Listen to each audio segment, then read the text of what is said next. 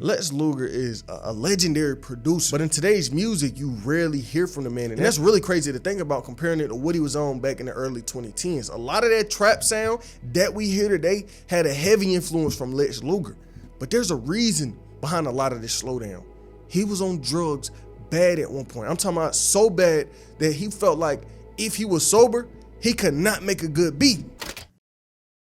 Lex, he grew up in Virginia, and he was always surrounded by music. And I mean, when you surrounded by something like that, especially music, it's gonna influence you. And with time, Lex would start to get into drumming. He started drumming from his church, and then his love for playing the drums would really turn into him really trying to understand music. And as the years would go on, he would start moving toward making actual beats. But there was a problem. He wanted to make these beats, but they're fairly expensive. All these softwares be taxing. He probably ain't had the money to pay for something like that. So he did what he could. That man started making beats on the PlayStation. So he making beats on the damn PlayStation, and they hitting. His family start paying attention, telling him, yo, these beats is hard. Maybe you should take this serious. With time, he would come around and cracking FL and getting on FL and really cooking up. He would spend months and months trying to understand the program, trying to put something together. And see, with him basically having his natural talent for producing, it wouldn't be long until he really started to grow. Like I said before, during this time, he was broke. He ain't had no money. He was just making all of these beats, making a little bit, but he wasn't making nothing to really live off of. But there would be a real turning point when he started to work with Waka Flocka. See, the internet is a thing. They came across each other, MySpace, and these two would get to work. They would get to start working real early. When Lex contacted him, he sent over all these beats, and Waka loved them. They started really working together. Waka was messing with his beats, and their relationship would start then. And this relationship would change Lex Luger's life forever. So Lex sending all of these beats over to Waka, and Waka was over it at one point. He was like, look, nigga, these beats too hard. I'm gonna need you to really come in the studio with me. So he called Lex up. He's like, bro, come to Atlanta. Lex went to Atlanta. He really became like his main producer for a while. He's putting down a lot of work. And if you go check on Waka's first album, guess who got most of the producer credits on that album? Lex Luger. And so you're probably thinking, damn, well, he had it easy.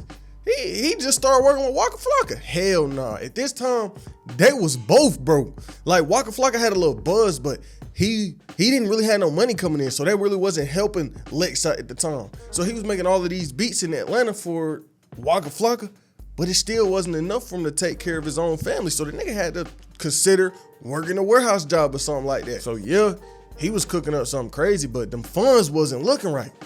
And so he was still really unsure on if what he was doing was really gonna work out for him and pay off. And for a while, he didn't know what was really in store for him.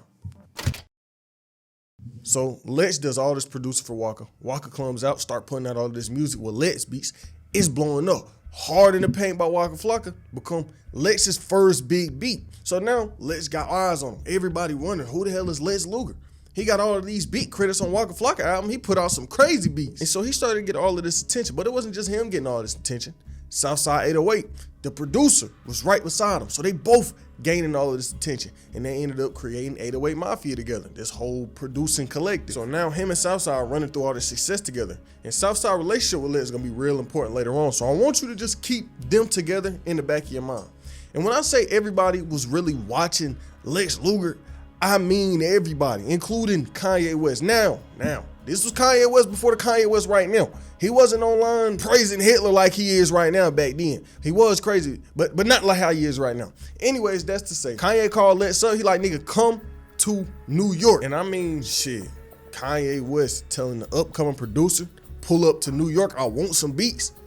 Anybody going, everybody going in that situation. Lex, he take that trip. Just expected maybe just to see Kanye play him some beats, maybe get on some placement. It was more than just Kanye in the studio that day. He pulls up, it's Kanye, it's Beyonce, Jay-Z, all these superstars in the room really entertained and appreciating these beats and instrumentals he was putting together.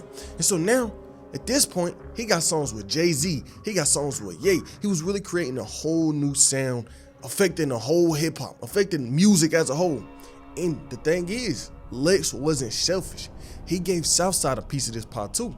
He was like, look, y'all want some of my beats? I got some other people I want to show you. I got my boy Southside, that's my brother. I'm trying to put you on his beats. But yeah, speaking about Kanye and everything, let's take it back to the Watch Your Throne sessions. Yeah.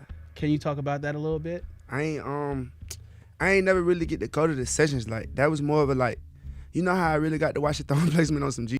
Mm-hmm. I ain't never really told nobody this. This nigga Luger just took some of my beats and sent the beats when he sent him. Oh. He sent my beats with it, you feel me? Like, on some, like, man, y'all gonna do some of my brother beats too. That's amazing. Yeah, so, and they end up doing this. What was that? And Lex texted me. He texted me one day, like 2 months later after he sent the beats and was like, hey, he like, bro, I got a surprise for you. So I'm like, what? I'm like, what's up? He like, man, Jay-Z and Kanye did one of your beats. Like, what? I'm like, damn, that's fire. Like, you know what I'm saying? And so during this time, we really did have Lex Luger, Southside, really blowing up. But there was a whole other side to all of this success. There was problems arising. Lex Luger and Southside had a real close, real strong ass relationship. And they were cool until some problems sparked up. 2017 come around, Lex Luger and Southside end up putting together like a beat battle worth $100K. They was kind of arguing a little bit. And they was like, you know what? 100 racks on the table, better beat, wins all this money. And at first it was supposed to be something chill. It was supposed to be what it actually turned into. Hip Hop DX wrote this after being challenged by Virginia-born beatsmith Lex Luger. Southside is prepared to put his beats on the line for 100 racks, a request Luger revealed that he is happy to oblige. In the video uploaded to Instagram last week, Southside informed fans that he was privately contacted by Luger about taking part in the beat battle. The producer seemed unimpressed with Luger's initial request of $50,000 and suggested that those taking part in this battle put up 100 racks instead. So I wake up, you know what I'm saying? I got a DM from Lex Luger talking about a beat battle with me, Metro, and Sunday. Lex, this is 50,000 on me right now, tennis shoe money. Hold on. All hundreds, tennis shoe money. You see what's going on? Until you got a whole 100 on you that you can, hold on, I'm not finished. Hold on, we're gonna go in the bag. Until you got a whole 100 on you can gamble with, bro. Don't hit me talking about no beat battle at all. The king of what? I'm the king of getting this money. That's what I'm the king of. King of beats. Put a whole 100 on the table and we can beat battle. How about that? Whole 100. Hold on. Put a whole 100 up, less than we could beat battle. Courtesy of my new artist, Young Milan. You know, whole 100 up and we could beat battle, Lex Luger. Look, tell him. That's it right there. Come on, man. Come on, man. Stand up. Come on, man. Stop playing, boy. Y'all need to stop playing, boy. Stop playing, boy. Sizzle, we out here. Come on, bro. Come on, Brady. They're right here. Sizzle, call my phone. You want to beat battle? Metro, Sunny Digital, who else? Who else? Mike, TM. Who else? Cause we big boy pimping out here. We out here. We big boy pimping. Definitely out here. It is. This ain't. And so now at this point, these two online arguing all the time. Y'all was snapping and rolling before I came out. I'll go listen to Southside first beat on Flockavelli. I'm just thugging in the club with my quad, wish we did. Get the f out of here. I'm just thugging in the what? Go listen to Flockavelli and listen to that song. That's the song Southside produced. I helped him co-produce the first one. I'm calling out, bro. I want to battle right now. Go to the studio right now. I'm putting on the ones right now. Like, it ain't nothing, bro. I'm putting on the ones right now. I'm going old school, old nigga. I run raps on, I'm relaxing. Mike Wills. What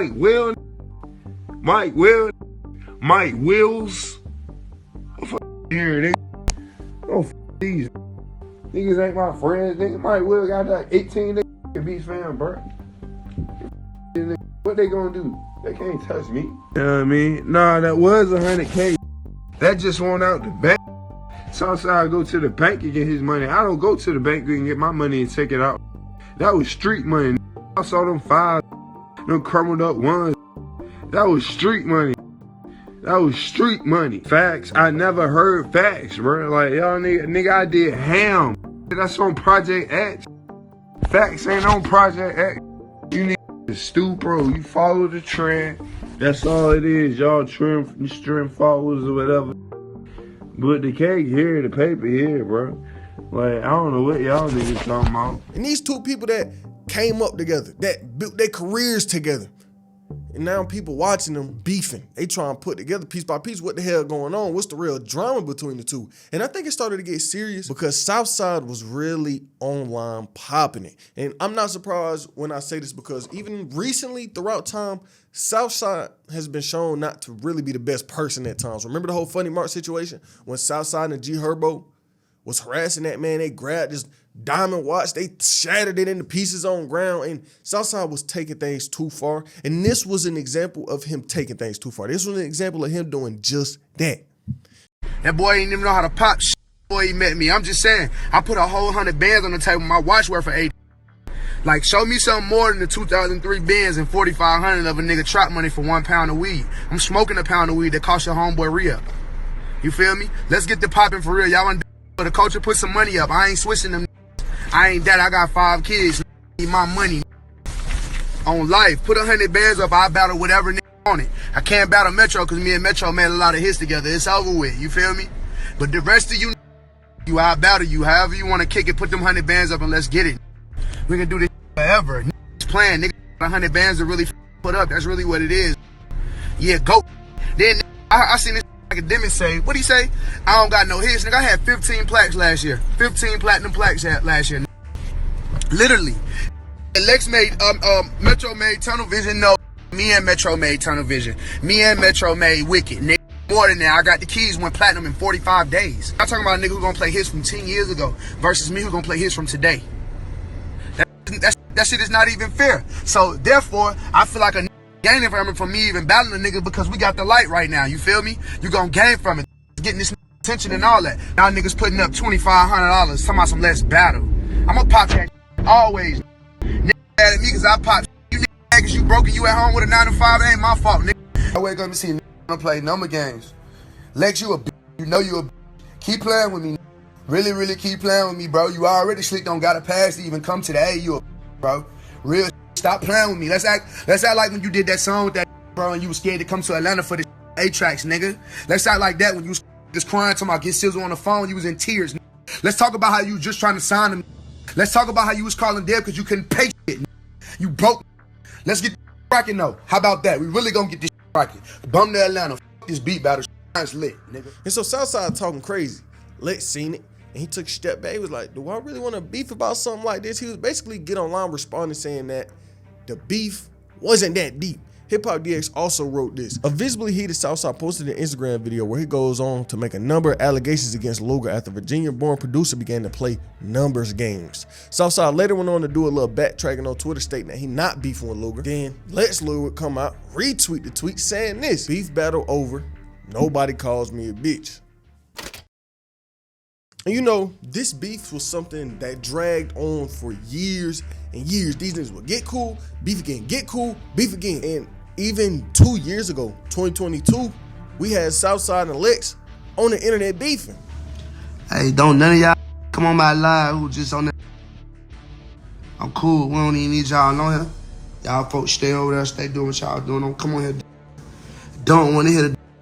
Don't got time for it. Ain't gonna make time for it. Y'all better keep it real with these grown men out here. That's why niggas dying and shit nowadays, because keep it real with them and let them know the real. You feel me? Keep it real with that grown man and let them know that's on shit, bro. You on some I don't know. I'm some you angry. What I'm supposed to be happy? I'm talking about my whole company, my artists, and about it. What I'm supposed to be happy? I mean, what I'm supposed to be mad?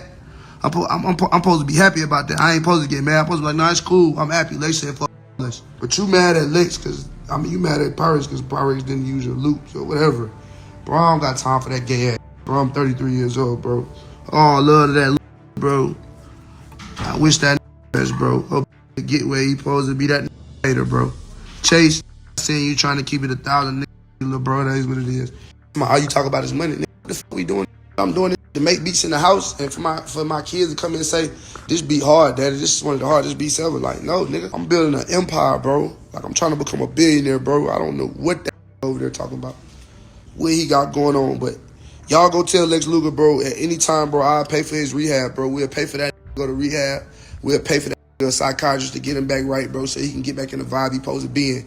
And I guarantee you I'll make this a millionaire again in 6 months. And when Southside did come out saying this, there was some backlash that came toward him. A lot of people was feeling like there would be no Southside without Lex Luger. Some niggas was like, bro, Lex Luger showed your beats to Kanye West and Jay-Z and Beyonce. He was really trying to put you on. He really did a lot for you. And there was even a comment on one of these IG Live clips that said this: Lex Luger started everything. There would be no Southside without Lex. Southside at this point is having his run and Lex had his. Southside is probably mad because Lex is saying F him in his company and his artist, and it's kind of hurting his brand because we all knew Lex Luger was first. No matter what way you look at it, Lex started this, not Southside. The whole 808 Mafia sound was started by Lex Luger. Southside angry as hell for some reason. He seems miserable for whatever reason. And so we had the whole internet kind of giving opinions on the situation because these is two legendary producers. Southside did a lot for music. Lex Luger did a lot for music. And you can't take that away from neither one of them niggas because music would not be the same without these two having their parts in it. But that don't mean that individual problems would slow down. Not too long ago, Lex Luger, Southside, they got on an IG Live together and they was arguing, kinda. There was one of them threatening to beat up the other one. And do I even have to say who it was, my nigga? It was Southside. Southside was really threatening Lex over this IG Live. Crazy, everybody saying ass, bro. Crazy, bro. Talking about, come on, bro. Let you do this time, bro. It's life. A house don't even cost $400,000. Listen, that's all you do. That's is what you mad at? and You yell, mad? You mad because you not live? You mad because you not living how we living? That's what you mad at?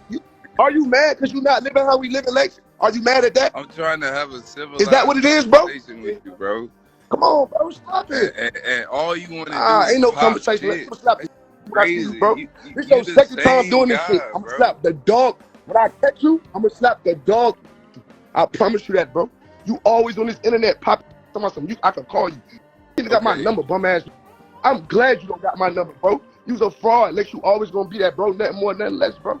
You feel me? You broke, bro. Tell him where you, bro. But tell him where you really fucked up, nigga. You ain't worth mellow, nigga. What's crazy. That's what you are, bro. You're fucking Lex, I'm up $41 million right now, Lex. What do you have? You don't even have $1 million, Lex. What you got going on, bro? I got Tell money, bro. Hold on, let's be honest. Hold on, let's be honest. Did a give you a chance to be a CEO of 808 Mafia, bro? Yes.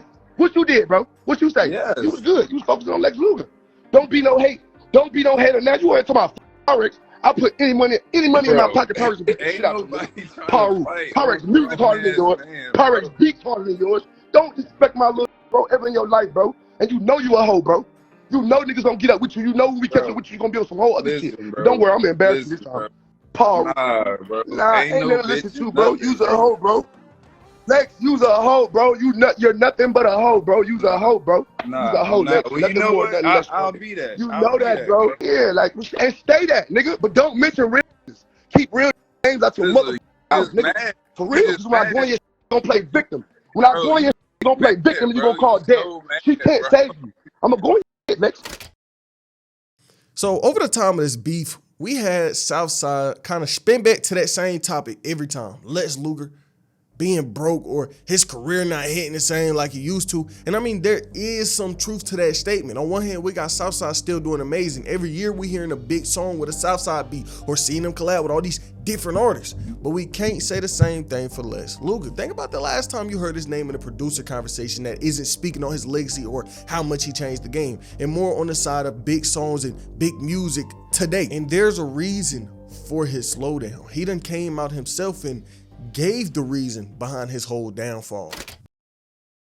Lex Luger's drug addiction. He came out saying that his drug addiction single-handedly ruined his career. Back in 2018, he did an interview with Fader, really speaking on his troubles and some of the things that he went to. Fader wrote this: Lex Luger never stopped working, but over the past 5 years, the producer has experienced ups and downs in his career and his life. At the height of his popularity, overworked and drained out, he took a step back to spend more time with his children. More recently, following a public dispute with Southside, he spent time in an inpatient program after a long struggle with addiction. And so Fader did his whole interview with Lex, and they were just asking him questions about his life and what he had going on. And when they got to the questions about his addictions, he said this: yes, bro, I was really on that stuff like Xans 5, 6 a day, drinking. I was coming to the engineer studio just wasted, ecstasy, mileage, whatever. I was on that stuff. And it got to a point where my body couldn't handle it. And then I still didn't care. I was still there mentally. Then it got to a point where I couldn't take it, physically or mentally. I blacked out one time and I don't even remember what happened. I just remember I woke up in the hospital and it wasn't like a regular hospital. It was like a psych ward. The drugs took a hold of me mentally. I thought people was trying to kill me. I was paranoid. So I sat in there for a week, had to sober up and get a grasp on life and understand what the hell was going on because I was hooked up. Now I'm back on track. And that's what it really took me to quit. Been sober for about a year. And he said this back in 2018. He said there was a point where, like, it was so bad, he just waking up. He popping a pill. He pouring up. He been on drugs 24/7 all the time throughout the day. And something like this, of course, is going to affect the career. It's going to affect anything in life. He on drugs. His career slow down. He ain't making the right moves. He ain't doing what he's supposed to do. And a few years later, he would come back around to this topic. In December 2022, he would get online really speaking on how his life has been since the drugs slow down and him stopping. Les Luger is celebrating turning his life around after kicking a drug habit that would later go on to deteriorate his health. He said, I remember waking up, pulling up a foe, lighting blunts, and basically sleepwalking through the mall high and blown. He said, I'm changed and I'm proud of myself. Hip Hop DX wrote, Luger opened up about his rich junkie lifestyle involving an array of Percocets, Zans, and Molly. He felt like he couldn't make a decent beat without getting high. He said, this shit ruined my craft, it killed my drive and ambition. I literally could not make a decent beat without getting high out of my mind. And God blessed me to make it out alive.